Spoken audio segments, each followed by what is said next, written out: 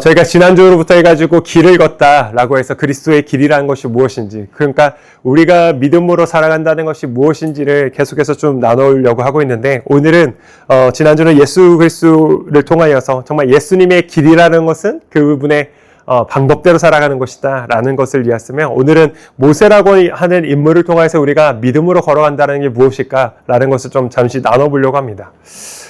우리가 사실은 구약에서 믿음의 어떠한 조상, 그러니까 믿음이라고 하는 이야기를 했을 때 가장 먼저 떠올리는 인물은 아브라함이죠. 그런데 생각보다 성경은요, 아브라함에 대한 이야기보다는 사실 성경 전체를 보았을 때 모세가 훨씬 더 많은 이야기들을 다룹니다. 왜냐하면 아브라함을 봤을 때는 믿음이 어떤 자가 하나님의 부르심, 하나님의 전적 개입하심을 통해서 부르심을 받아 그 믿음의 여정을 어떻게 시작하는 것이라는 것을 보여주는 모델이었다면, 모세는 좀 다르죠. 모세는 이미 하나님을 믿는 믿음이 있었지만 자신의 생각, 자신의 고집, 자신의 방식을 포기하지 못해서 좀 갈등하고 방황하는 자의 어떤 표본으로 우리가 좀 생각할 수 있다는 것이죠. 어쩌면 오늘 우리가 이 교회 가운데 아예 하나님을 몰라서 그 하나님을 정말 처음으로 믿고자 하는 분들도 있을 수 있지만, 대부분은 우리가 이미 그 하나님을 믿음에도 불구하고 여전히 내 방식들, 내가 내 힘으로 나의 인생을 통제하려고 하는 그런 끈질긴 나의 자아와 싸우고 있는 여정을 가고 있는 분들이 훨씬 더 많을 수 있다는 것이죠. 오늘 우리가 모세의 삶을 통해서 그 믿음의 삶이라는 것이 무엇인가 라는 것을 좀 더 볼 텐데, 여러분, 이것은 지난주에도 말씀드렸지만 이것은 단번에 이루어지는 어떤 이벤트가 아니라는 것이죠. 우리가 그 믿음의 길을 걸어간다는 것은 끊임없이 계속해서 나아가야 되는 길이고, 이것은 세상의 평탄함들을 우리가 거절하고, 또한 내 안에 있는 내 생각과 내 고집들을 꺾는 일들이고, 더 나아가서는 내 자아를 완전히 십자가 앞에 깨뜨려 버리는 처절한 결단의 과정들이라는 것이죠. 그래서 이것을 모세의 이야기를 통해서 우리가 세 가지 부분들을 좀 함께 먼저 보려고 합니다. 모세라고 하는 인물들은 여러분 여러 가지의 사건을 말씀을 통해서도 또한 이야기를 통해서 잘 알고 계시겠지만, 모세가 당시에 그 이집트에 요셉의 때에 그 이스라엘 백성, 그 야곱의 또한 이스라엘 백성이 가서 거기에 정착함을 통해서 그곳에서 이집트 안에서 많은 사람들이 이제 히브리인들이 늘어나는 상황들이 있었죠. 그때 요셉을 알지 못했던 그 바왕의 섬으로 인해서 이 히브리인들이 계속 증가하는 것에 대한 두려움을 갖고, 그렇기 때문에 남자아이를 죽이라고 하는 그런 칙령이 있었죠. 그 일부 보수적인 이제 학자들의 이야기에 따르면 나일강에서 모세를 건져낸 공주가 아마 이집트의 18대 왕조인 하트셉스일 거라고 봅니다. 당시에 지금도 그런 일이 참 쉽지는 않지만, 당시에 이집트의 어떤 역사 가운데에 여성이 리더로서, 왕으로서의 굉장히 큰 권력을 휘둘렀던 때가 있었는데, 그때 한 왕 중에 한 명이 이 히투세스인데, 이 사람이 투투모세 2세와 결혼했으나 아들을 낳지 못하고 딸밖에 없었다라고 그래요.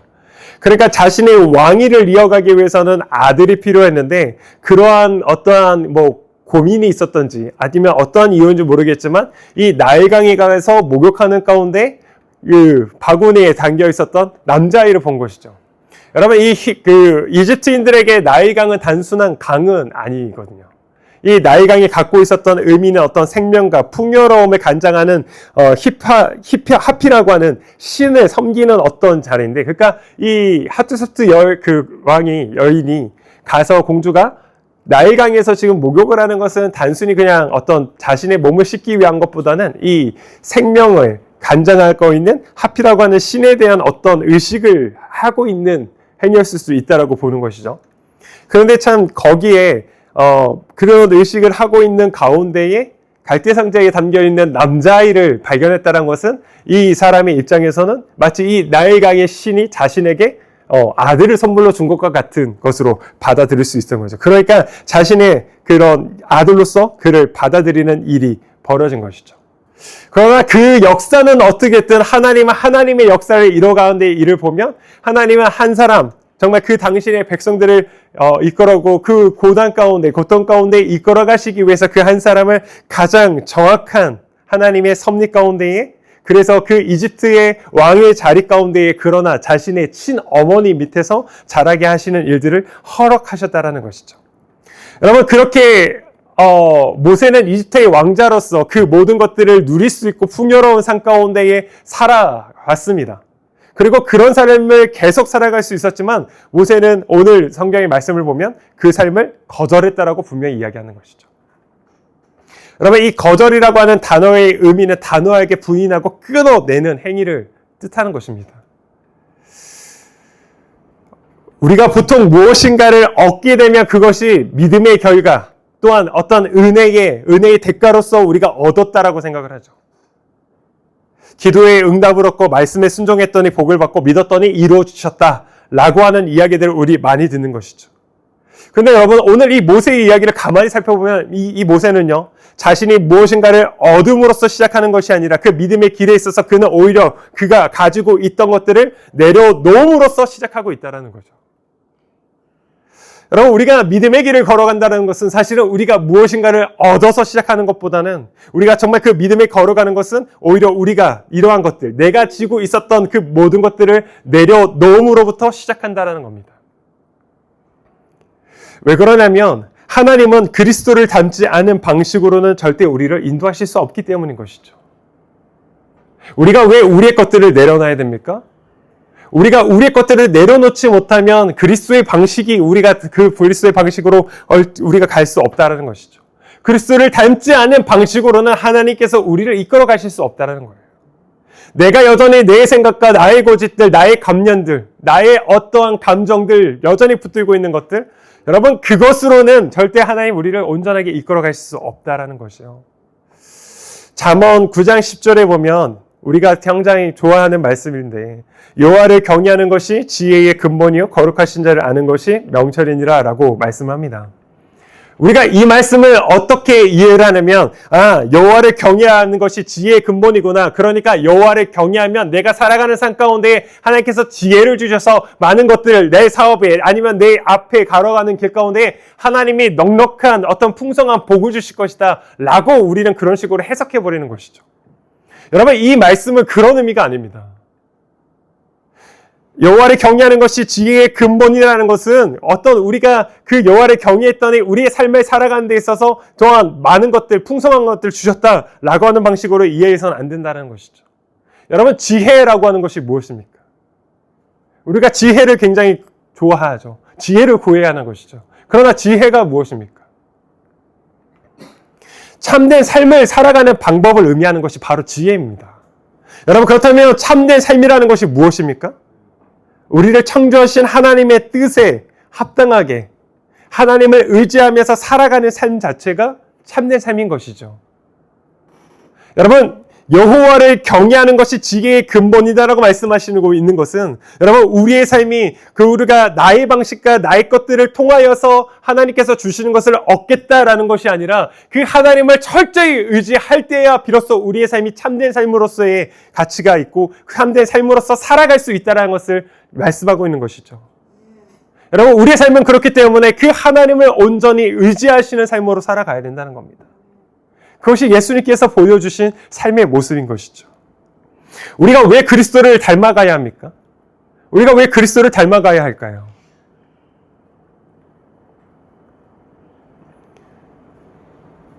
이렇게 지치지 마시고 대답을 하면 잠깐. 우리가 왜 그리스도를 닮아가야 할까요? 그 그리스도가 하나님께서 태초에 지으신 하나님의 형상의 모습이기 때문인 것이죠. 우리가 하나님의 창조하신 하나님의 형상을 닮은 존재로 우리가 돌아가는 것, 회복되어지는 것. 여러분, 그것이 그리스도를 닮은 것입니다. 그리스도께서 그것을 보여주신 것이죠. 하나님의 형상을 닮은 존재가 무엇인지를 드러내신 것이죠. 우리는 그렇기 때문에 그리스도를 닮아가는 삶, 그 하나님께서 창조하셨을 때에 하나님의 형상을 닮은 존재로서 우리가 돌아가는 그 삶. 여러분, 그 삶을 살아가기 위해서는 우리가 해야 될 것은 우리가 그 하나님을 전적 의지하는 삶이에요. 내 방법과 내 생각과 나의 어떠한 고집들 아니면 내가 쥐고 있는 것들로 그것을 성취하려고 하는 것이 아니라 오히려 그런 것들을 거절함을 통하여서 하나님을 붙들 수 있는 그 길로 나아가야 된다는 것이죠. 저와 좀 그래도 같이 좀 신앙생활 하시는 분들은 이 이야기를 이제 아실 건데, 여러분, 우리가 그리스도의 길을 걸어감에 있어서 우리가 무엇을 거절하고 있는지를 한번 잘 생각해 보셔야 하는 것이죠. 여러분, 우리가 하나님을 사랑한다라고 하는 이야기는 굉장히 많이 합니다. 그러나 여러분, 우리가 그 하나님을 사랑하는 것을 어떻게 드러낼 수 있습니까? 어떻게 증명할 수 있을까요? 내가 하나님을 사랑하는 것을 어떻게 증명할 수 있습니까? 저희 아내가 저 뒤에 있지만, 제가 제 아내를 사랑합니다. 제 아내를 사랑하는 것을 어떻게 증명할 수 있습니까? 다 아시잖아요, 이제는. 모르는 분들이 참고 계시는 거죠. 다른 사람을 거절할 때 제가 제 아내를 사랑하는 것이 증명이 되는 것이죠. 더 여기에다 뭘 하고 뭘 더해서가 제가 제 아내를 사랑하는 게 더 아는 것이죠. 물론 그것도 하나의 사랑의 방식이지만, 그러나 이런 뭔가를 더 하는 일들은 다른 대상에 대해서도 할 수 있는 것이죠. 그러나 정말 제가 제 아내를 사랑한다 했을 때 제가 할 수 있는 가장 사랑의 확실한 증거는 다른 사랑을 거절할 때인 것이죠. 여러분, 우리가 하나님을 사랑한다 했을 때도 마찬가지인 겁니다. 우리가 하나님을 사랑했을 때 뭔가 더해서 그 하나님을 사랑하는 것을 우리가 증명하는 것이 아니라, 우리가 다른 것들, 우리가 사랑할 수 있을 만한 것들, 아니면 어쩌면 우리에게 사랑을 갈구하고 있는 그 모든 것들을 우리가 거절함을 통하여서 하나님을 사랑하는 것이 드러난다는 것이죠. 여러분, 그렇기 때문에 우리의 신앙에 있어서 우리가 늘 고민하셔야 될 것은 무엇인가를 더 얻는 방식이 아니라, 지금 내가 가지고 있는 것이 정말 하나님을 위하여 있는 것인지 아닌지를 분별하시고, 그렇기 때문에 하나님을 위하여서 우리는 무엇인가를 거절할 수 있는 것을 배워 가셔야 된다는 거죠. 여러분, 하나님의 기쁨이 되지 않는 것들요, 하나님의 뜻에 합당하지 않는 것들이요, 하나님께서 이끌어 가시고자 하시는 그 방식이 아닌 것들이요, 여러분, 우리는 그것을 거절할 수 있으셔야 합니다. 성경은 그 거절을 믿음이라고 이야기하고 있는 것이죠. 내가 정말 하나님을 믿습니다라고 하는 그 믿음 가운데, 여러분, 우리는 하나님 외에 다른 것들을 거절하는 것들을 감당하셔야 하는 것이죠.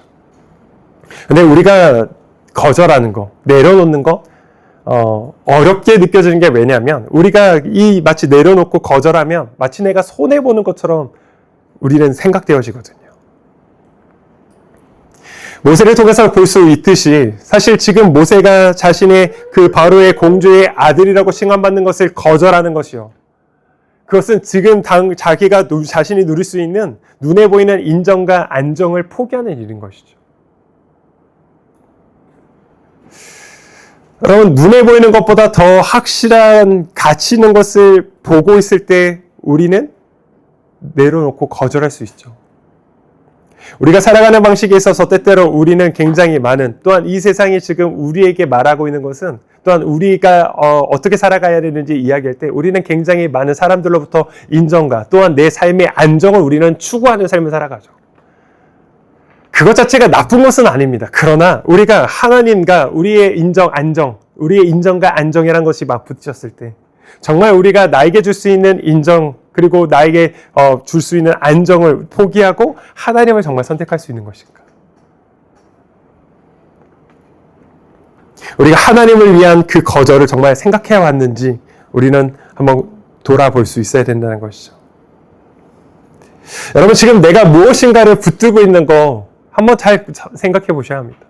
내가 정말 이것이 하나님을 위해서 붙들고 있는 것인지, 아니면 또한 이것이 내 삶을 정말 살아가게끔 한다라고 하는 그 확신으로, 아니면 또한 이거 아니면 나는 하나님을 믿음에도 불구하고 또 다른 어떤 것들 붙들고 있는 이거 아니면 내 삶은 무너질 거야, 아니면 내 삶은 망할 거야 라고 하는 그 두려움 때문에 여전히 내가 지금 붙들고 있는 것은 아닌지 한번 돌아봐야 된다는 것이죠.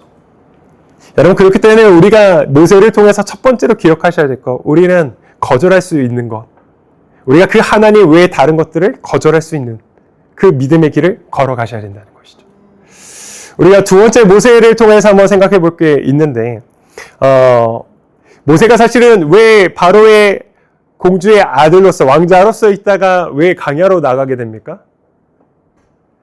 이집트 군인을 죽이는 사건이 일어났고, 그것이 발각됨을 통하여서 이제 미디안 광야로 도망가게 됐다고 생각하는데, 이것이 단순히 어떤 군사 한 명을 죽였기 때문에 일은 아니었던 것이죠. 사실 오늘 본문 말씀에서 이야기하고 있는 이 모세가 결단했던 이 결단은요, 그가 40살이 되던 그때에 그가 자신의 정체성을 알고 있었던 것이죠. 자신의 어머니로부터 자랐기 때문에 자신이 히브리인이라고 하는 정체성을 알고 있었던 것이죠. 그렇기 때문에 그 동족이 괴롭힘을 당하고 고난을 당하는 그 일을 어떻게 하면 회복시킬 수 있을까, 해방시킬 수 있을까라고 하는 그는 그 스스로의 결단을 했던 것 같아요.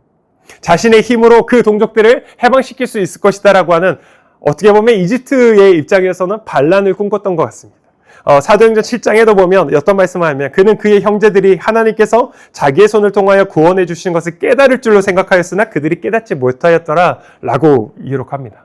그러니까 모세가 지금 미디안 광야로 도망갈 수밖에 없었던 이유는 자신의 어떠한 가지고 있던 지금 힘과 권력을 가지고 이 자신의 히브리인 동족들을 움직여서 어떠한 해방을 일으키게 하는 일들을 꾸몄는데 그것이 들통나 버린 것이죠.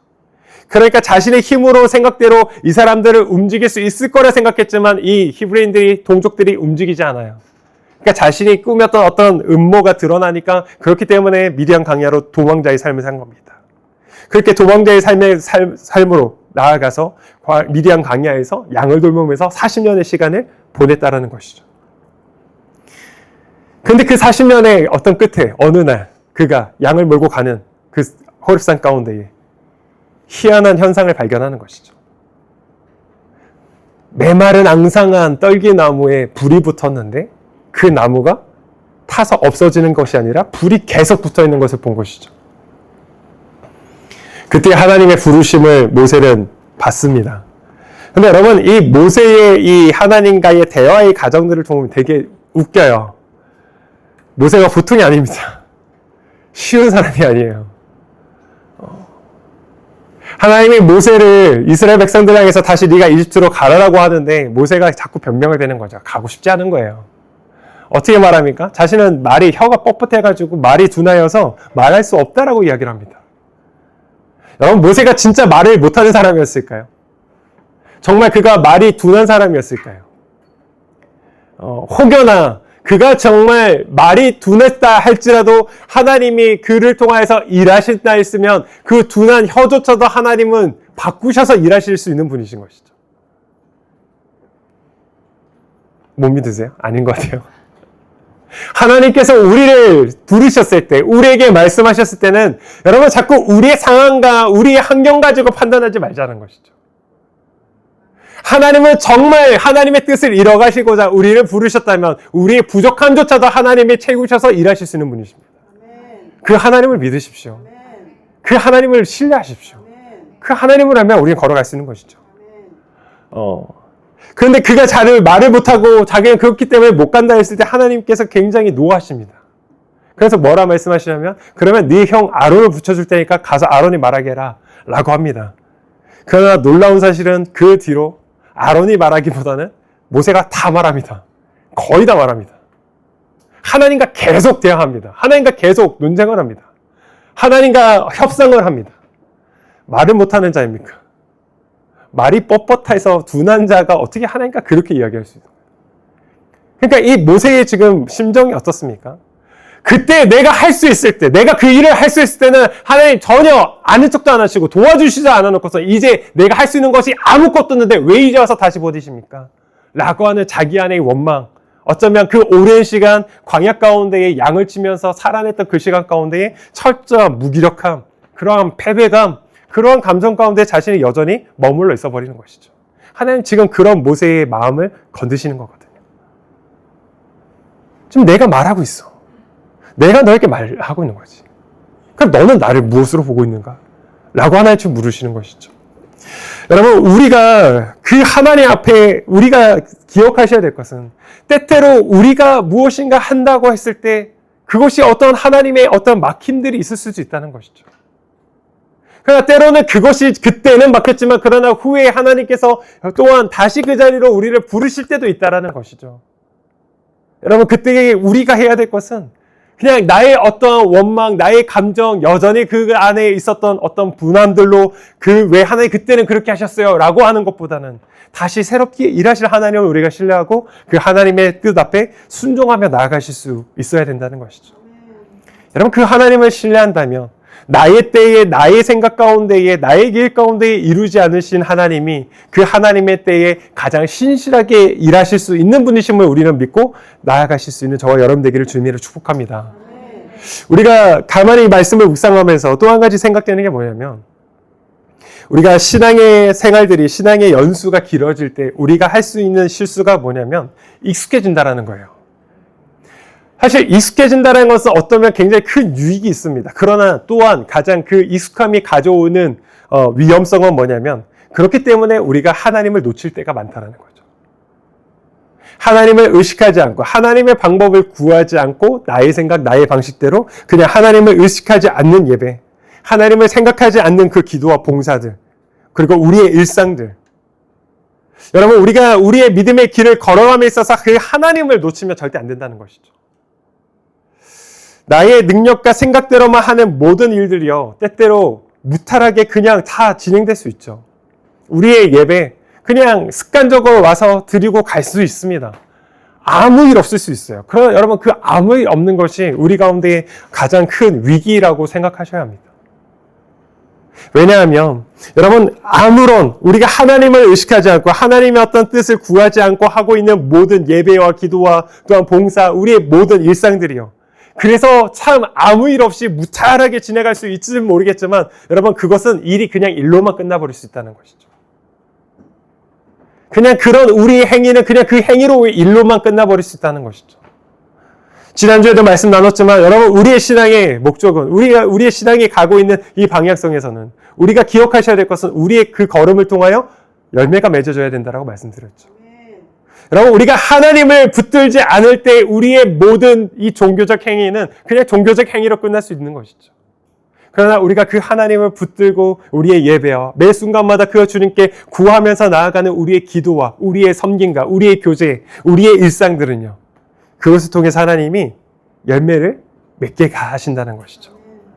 여러분, 우리가 그 일들을 꿈꾸면서 혹 우리가 너무 익숙해져 버려서 그냥 습관적으로 되어져 있는 우리의 모든 영역들을 다시 한번 점검하십시오. 하나님은 우리를 열매 맺는 자리로 이끌어가기를 원하십니다. 여러분, 이 하나님의 방법대로 그리스도를 닮아가는 방식대로 일하시는 것, 여러분, 그것이 어쩌면 지금 우리의 공동체 가운데 가장 큰 은혜임을 여러분 믿으십시오. 내 삶 가운데에 하나님께서 가장 선하고 좋은 것을 허락하시기를 원하시는 아버지의 큰 사랑이 담겨 있음을 여러분 믿고 나아가십시오. 이 말씀 묵상하면서 제가 한 가지 우리 교회 공동체를 위해서 기도를 하면서 기억되는 게, 저희가 아까 이제 정원 리더분들한테도 부탁을 드리는 말씀으로 나눴지만, 여러분, 우리 같이 이것을 기억하고 같이 기도했으면 좋겠다 싶어요. 여러분, 그것이 무엇이냐면, 여러분, 우리가 각자의 사실 상황들과 여건들과 또한 어떤 세대와 이런 모양들이 다 다른 것이죠. 근데 가만히 묵상하고 기도하면서 마음속에 생겨난 건 뭐냐면 이게 너무 큰 은혜인 거예요. 왜냐하면 여러분, 우리 교회 공동체는요, 예수 그리스도의 복음 아니면 절대로 하나 될 수 없습니다. 너무 아니라니까. 뭐 개척교회에 있기 때문에 그런 걸 수도 있지만, 개척교회 치고도 너무 다양한 사람들이 계신 것이죠. 다양한 환경과 나이대와 또한 다양한 어떤 상황 가운데에 지금 모여 계신 것이죠. 우리가 어떻게 한 몸 된 교회를 이뤄갈 수 있을까? 여러분, 여기에는 정말 예수 그리스도 복음 아니면 안 됩니다. 정말 그 복음이 드러나지 않으면 우리는 하나 될 수가 없어요. 그러나 여러분, 이곳은요, 저희가 은혜 주셔서 우리의 규모가 커진다고 해서 이 원칙은 바꾸지 않을 겁니다. 왜요? 교회는 그런 곳이어야 돼요. 우리가 어떠한 편안함들, 우리의 어떠한 실속들, 어떤 사람들을 더 모으기 위해서 어떤 방식을 하냐면 유사한 사람들끼리 모일 수 있는 모임들을 많이 만들어버려요. 그러고 하면 요즘에 좀 그것이 다 잘못됐다라고 볼 수 없겠지만, 아예 청년 그룹과 노인 그룹들을 나눠서 아예 따로 교회를 만들어버리죠. 사람을 모으는데 효과적일 수는 있어요. 그러나 거기 안에 정말 예수 그리스도의 복음이 정말 드러날 수 있을 것인가? 아니면 뭐 교회 안에 신혼부부가 있다면 신혼부부 그룹들만 또 막 모으거나, 아니면 어떠한 뭐 직장의 어떤 그룹들, 비슷한 유사한 그룹들이 있으면 그렇게 모아서 이렇게 그룹들을 나눈 것이죠. 아니요. 교회는 그러면 안 된다고 봅니다. 때때로 필요할 경우도 있겠지만, 그러나 교회는요, 정말 그리스도의 복음 아니면 하나 될 수 없는 사람들끼리 모여서 그 그룹들을 이뤄가야 된다고 봐요. 여러분, 그러한 유사한 그룹들은요, 복음이 아니어도 충분히 모일 수 있습니다. 그러한 것들은요, 예수 그리스도 하나님 아니어도 충분히 모여서 자신들의 어떠한 공동체를 만들 수 있어요. 그러나 우리가 신앙의 공동체라는 것은요, 예수 그리스도를 닮아가는 방식으로 모이는 공동체여야 하기 때문에 예수 그리스도가 아니면 하나 될 수 없는 사람들이 모여서 공동체를 이루어야 됩니다. 그때의 복음의 능력들이 각자의 삶 가운데 훨씬 더 강력하게 드러나고 빛을 발할 줄 믿습니다. 여러분, 우리가 그 공동체를 꿈꾸셔야 합니다. 여러분, 우리가 그 공동체를 우리가 함께 고민하며 그 복음으로 말미암아 우리가 우리의 부르신 각자의 삶마다 날마다 그 복음 앞에 서시는 걸음을 걸어가셔야 된다는 것이죠. 여러분, 그것이 우리가 그 그리스도의 길을 걸어간다라는 삶의 고백일 줄 믿습니다. 우리는 그 공동체를 꿈꾸실 수 있기를 주님으로 축복합니다. 여러분, 우리가 이 말씀 가운데 오늘 25절은 말하죠. 하나님은 하나님의 백성과 함께 고난받기를 잠시 죄악의 낙을 누리는 것보다 더 좋아한다라고 말합니다. 여러분, 이 결단은 사실 모세가 그의 힘이 있을 때 내린 결단이었고, 다시 아무것도 할 수 없는 그 80살에 다시 확인되고 있는 하나님 앞에서의 순종의 결단인 것이죠. 여러분, 모세가 죄악의 낙 자체를 아예 거절하고 싫어해서가 아닙니다. 우리가 세상에 살아가는 그 일들이 너무 싫어서가 아니죠. 우리를 즐겁게 하는 일들, 여러분 뭐 눈만 돌려도 핸드폰만 켜도 우리를 즐겁게 하는 게 얼마나 많아요.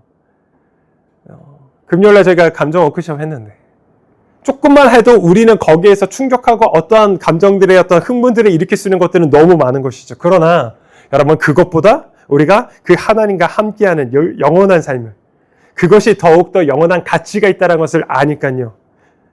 지금 잠시 나에게 줄 수 있는 이 낙을 좋아하는 것보다 영원한 그 가치를 주시는 그 생명된 그 일, 하나님의 백성의 자리로 가는 그 일들을 더 좋아하게 되는 것이죠. 그 길로 나아가는 겁니다. 그렇게 순종의 자리로 결단하고 나아가는 것이죠. 여러분, 저와 여러분이 우리의 살아가는 삶 가운데에 그 영원한 가치, 영원한 생명을 주시는 하나님의 일들이 지금 내가 원하는 것들을 하는 것도 너무 좋지만, 그러나 그 하나님의 일하신 그 하나님의 말씀에 순종하는 그 삶이 훨씬 더 가치 있고 좋아서 우리가 그 일들로, 또한 그 하나님의 백성들로 그리스도의 길을 걸어가는 길로 우리가 선택하며 나아올 수 있기를 주님으로 축복합니다. 우리가 이 순종에 대해서 이 생각을 하셔야 돼요. 은혜 주시면 내가 순종할 수 있겠지. 아니요, 그렇지 않습니다. 물론 은혜 주셔서, 마음을 주셔서 가는 것도 있지만, 여러분, 순종은요, 감정의 문제로 국한시키시면 안 된다는 거죠. 여러분, 순종은요, 감정으로만 되는 것이 아니라 결단으로 나아가실 때 가능한 것이죠. 아직은 내가 어떠한 충만함을 주셔서 그걸 순종할 수 있는 힘이 없지만, 그러나 그것이 훨씬 더 내가 지금 당시 나에게 줄 수 있는 이러한 쾌락을 줄 수 있는 것들보다, 이 세상의 것들보다 그 하나님의 말씀을 따라 살아가는 것이 훨씬 더 가치 있다라는 것을 믿는 믿음으로 결단해서 나아갈 때요, 하나님은 그 걸음 가운데에 하나님의 마음과 은혜를 훨씬 더 많이 부어 주실 거라는 것이죠. 그 길을 걸어갈 수 있는 힘을 주실 거라는 것이죠. 그렇기 때문에 우리가 내가 내 눈에 내 눈에 좋아 보이는 것이 아니라 하나님이 함께하는 길을 우리는 택하실 수 있어야 된다는 것이죠. 여러분, 우리가 믿음의 길을 걸어간다는 거, 여러분, 매 순간 결단이 필요하신 거예요. 매 순간순간 결단하셔야 됩니다. 어떤 결단합니까? 시간에 하나님이 주인 되심을 고백하고 그 내 시간을 하나님께 내어드리는 결단을 하셔야 되는 것이죠. 관계의 우선순위를 바꿔가는 결단을 하셔야 돼요. 내 삶의 가치를 바꾸는 결단을 하셔야 합니다. 그래서 모든 상황 속에서 영원한 생명을 위한 길을 선택하시고 결단의 순종으로 나아가는 그 믿음의 길, 그런 그리스도인들이 되셔야 한다는 것이죠. 여러분, 하나님께 여러분 시간을 내어드리십시오. 매일매일의 시간, 한 주간의 시간들. 순간순간 내가 누릴 수 있는, 나에게 낙을 줄 수 있을 만한 것들보다 영원한 생명에 주시는 그 하나님을 위한 것들을 결단하고 그 시간을 내어드릴 수 있기를 주님으로 축복합니다. 삶의 가치를 바꾸십시오. 관계의 우선순위를 여러분 바꾸십시오. 내 재미와 나의 어떠한 즐거움만을 위한 것이 아니라 하나님의 뜻을 이루는 것이 무엇인지를 우리가 다시 한번 고민하며 주님 앞에 결단하며 나아가실 수 있기를 주님으로 축복합니다. 세 번째 우리가 모세를 통해서 한 번 더 볼 것은 무엇이냐면, 여러분, 여전히 모세가 하나님 앞에 결단받고 훈련받고 동행하면 삶을 살아감에도 불구하고 어떠한 문제가 좀 드러나냐면 자신의 자아가 깨지지 않더라는 것이죠. 출애굽을 했습니다. 이스라엘 백성들을 데리고 나왔습니다. 그리고 그 행렬 가운데에는 이스라엘 백성들만 있었던 것이 아니라 다양한 무리들이 섞여 있었습니다. 그래서 그들은 때때로 마주하는 상황 가운데 여러 가지 불평과 소리를 만들어내는 자들이었다는 것이죠. 어쩌면 그 광야에서 양을 돌보는 40년의 시간들이 아니었다면 때때로 정말 투정하고 불평하고 하는 그러한 소리들 가운데에 이 모세가 인내와 온유로 품어내지 못했을 거라는 것이죠. 그럼에도 불구하고 그렇게 온유한 자여라고 하나님께 칭찬받았음에도 불구하고 모세 가운데 드러나고 있는 실수들이 있다는 것이죠. 이것 자체가 그냥 죄라고 어떻게 평가하기는 뭐하지만 그럼에도 불구하고 이것은 모세의 자신의 어떤 감정적인 반응으로 좀 실수했다라고 보여지는 사건이 하나가 뭐냐면, 그것이 모세가 하나님의 부르심에 입어서 시내산에 올라갔을 때 하나님께서 두 돌판을 친히 준비하시고 그곳에 법을 쓰셔서 주셨습니다. 그리고 그 두 돌판을 가지고 내려왔는데 그 밑에 백성들을 보니까 어떤 상황이 있었습니까? 아론이 금송아지를 만들어서 거기에서 그것이 하나님이라고 예배하는 사건이 일어났죠. 여러분, 그 금송아지 사건을 본 모세가 뭘 하냐면 그 두 돌판을 갖다가 던져버립니다. 깨트려버립니다. 이것이 하나님의 분노를 드러내는 방식이었다라고도 볼 수 있지만, 그러나 이것은 조금 모세 방식의 감정 표출이었던 것 같아요. 이 일로 인해서 물론 하나님께서 또한 정리해 가시는 일이 있고, 이것이 깨트렸기 때문에 하나님께서 모세에 대해서 어떠한 비난을 하시거나 책망을 하시지는 않았습니다. 그러나 어떤 일이 있냐면 후에 다시 모세에게 말씀하시는데, 그때는 어떻게 이해하시냐면, 모세, 너 다음날 아침까지 두 돌판을, 내가 만들었던 돌판과 똑같이 돌판을 깎아서 그 두 돌판을 들고 지금 산으로 올라와야 된다라고 말씀하신다는 거죠. 어떠한 공업기술이 발전되지 않은 그때에 손으로 돌을 깎아서 만들어내는 그때에 그 돌판을 준비하는 시간이 넉넉히 주시지 않았습니다. 바로 다음날. 그러면 어떻게 되냐면 밤새 모세는 그 돌판을 깎아야 되는 것이죠. 어쩌면 그 돌판을 깎으면서 한번 생각해 보건대, 상상해 보건대, 그 돌판을 깎아가면서 자신이 무슨 행동을, 어떤 실수를 했는지를 뼈저리게 느꼈을 것 같아요. 여러분, 이 시내산이 동네 뒷산 정도가 아닙니다. 여러분, 동네 뒷산도요, 어지간한 조금 있는 그 높이 있는 그 동네 뒷산도 짐을 지고 올라가는 것은 쉬운 일은 아닙니다. 근데 제가 지금 정확한 기억이 나지 않지만 그 어떤 자료에 따르면 이 시내산의 높이가 한라산 높이래요. 여러분, 이 한라산 높이를 올라가는 데 있어서 두 돌판을 안고치고 올라가야 되는 겁니다. 올라가면서 무서운 생각을 했으니까. 하나님께서 주셨던 것들, 내가 내 감정으로 깨뜨렸던 일들, 그것을 좀 곱씹어 보지 않았을까라고 생각해 볼 수 있다는 것이죠. 근데 그렇게 뼈저리게 느꼈던 그 모세가 또 한 번 자신의 깨어지지 않는 자아로 실수되고, 그것이 좀 모세의 인생 가운데선 치명적인 사건이 하나가 더 있죠. 그게 뭐냐면 민수기 20장에 나오는 무리바 물 사건입니다. 이스라엘 백성이 물이 없어서 하나님 앞에 원망합니다. 모세에게 원망합니다. 물이 없으니까 모세에게 불평했습니다.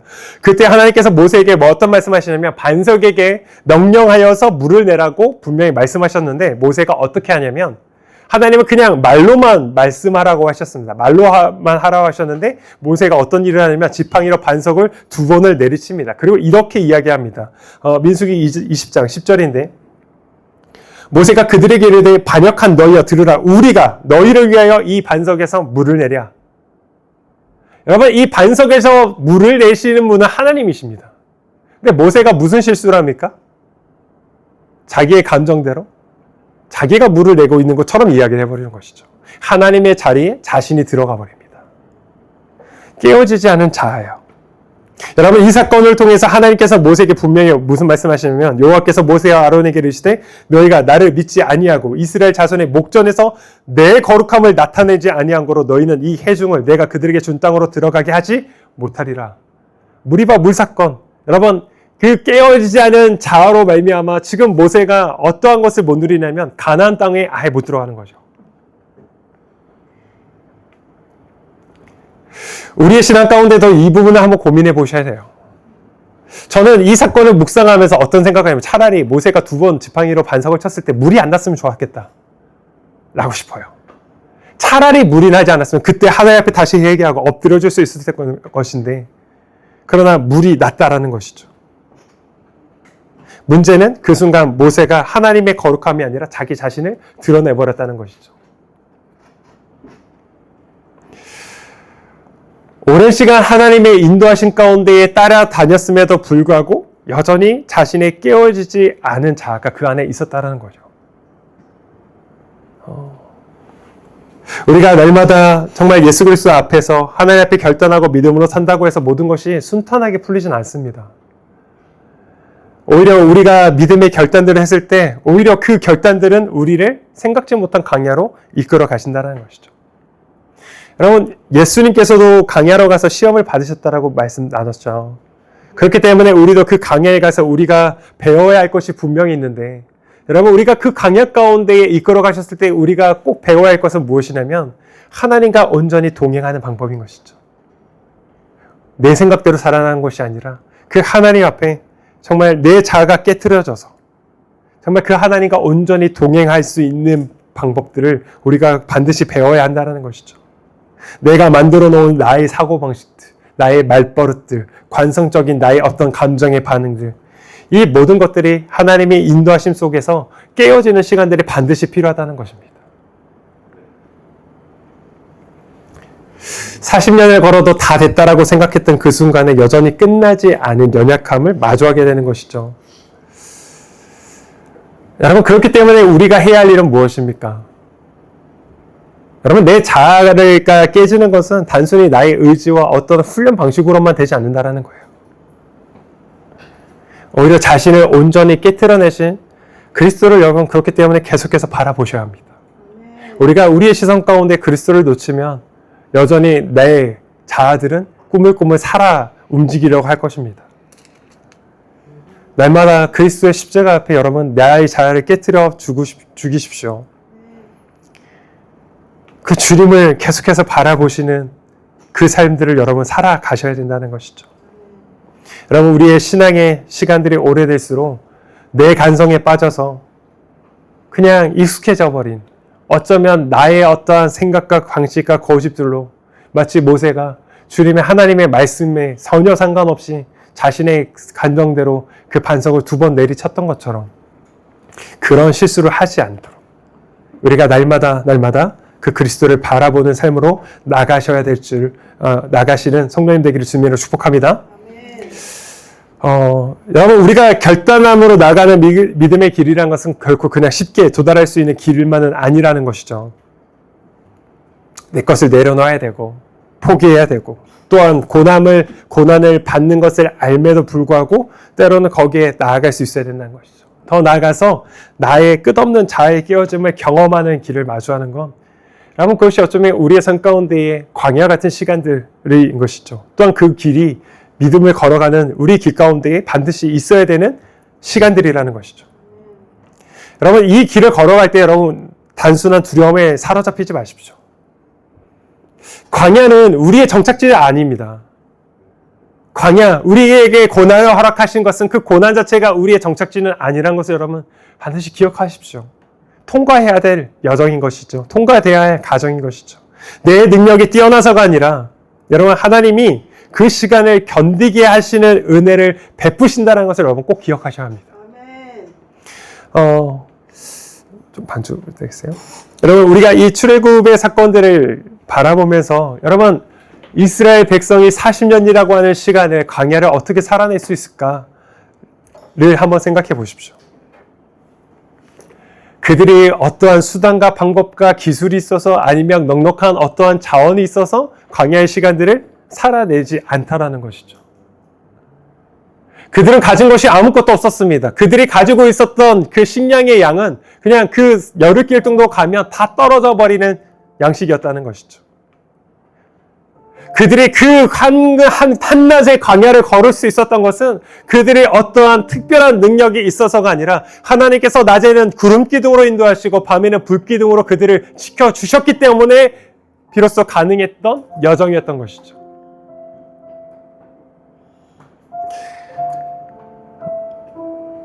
신명기 8장 4절을 보면 이 40년 동안에 내 의복이 헤어지지 아니하였고 내 발이 부르트지 아니하였다라고 기록을 합니다. 여러분, 어떻게 40년의 시간 가운데에 그들의 의복이 헤어지지 않고 어쩌면 그들이 그렇게 오랜 시간을 걸었음에도 불구하고 어떻게 그들의 발이 부르트임이 없을 수 있었겠습니까?